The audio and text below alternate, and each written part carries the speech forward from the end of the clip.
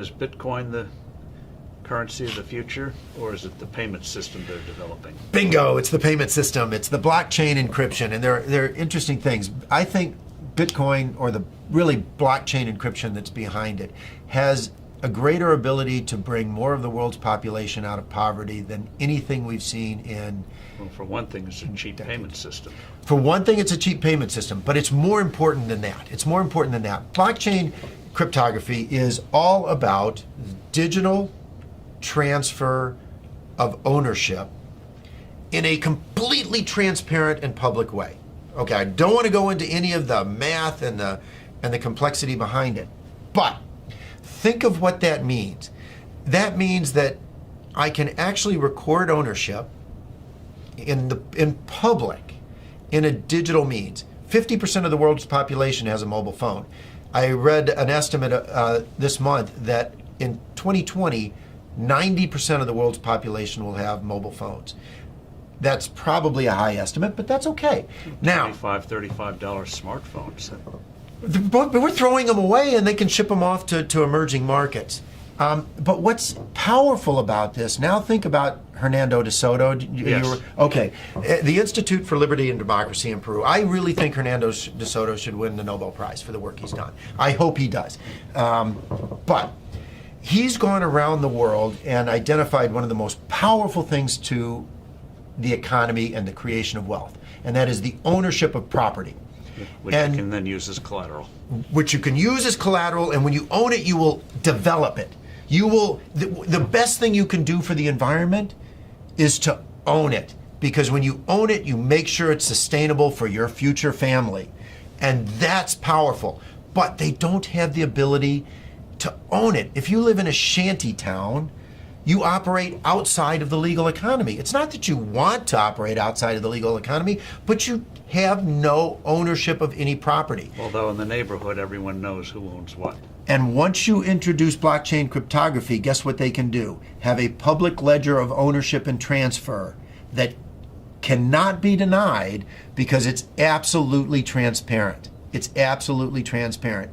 It is the means through which these individuals can get exactly what Hernando de Soto thinks they best need to bring themselves out of poverty.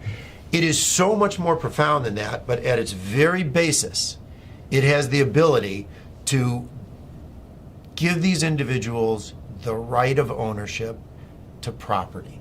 And that has, more than anything else, the ability to bring them out of poverty.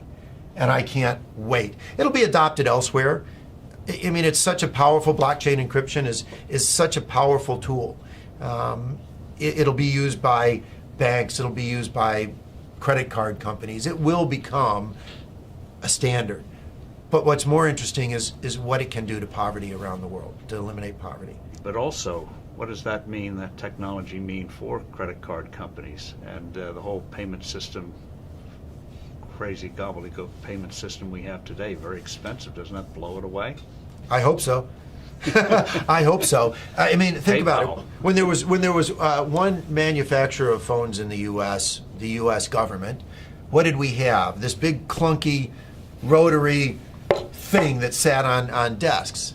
Now, what do we have? Cell phones of all flavors, sizes.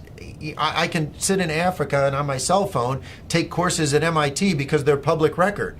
It's absolutely astounding what happens when you can actually innovate around the world and compete. And what is happening is blockchain cryptography, forget Bitcoin, creates a competitive technology, a competitive innovation that these credit card companies will have to adopt. The ones that adopt it first will bring their cost base down.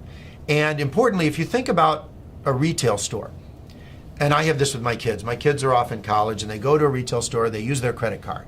And the credit card company costs the retailer $3 to $6. Right, because they reject well, first the fee is high, and then they reject the transaction. Because why is this card suddenly showing up in some city, some place where I don't live? So it gets cut off. Well, with blockchain cryptography, the buyer and the seller automatically trust each other over an untrusted network. That's what's so powerful about it. A blockchain-based transaction is verified within 10 minutes. It's not verified within 10 minutes for a credit card, which is why 5 to 10% of all transactions are rejected on the spot. It's not verified until often days later. Even a check is not verified for days. And that is completely taken out of the system. So on day one, the retailer's sales go up because they don't have to reject the transaction and they save on the fees. It doesn't really get much better than that if you're looking for a disruptive innovation in any single industry. It's wonderful.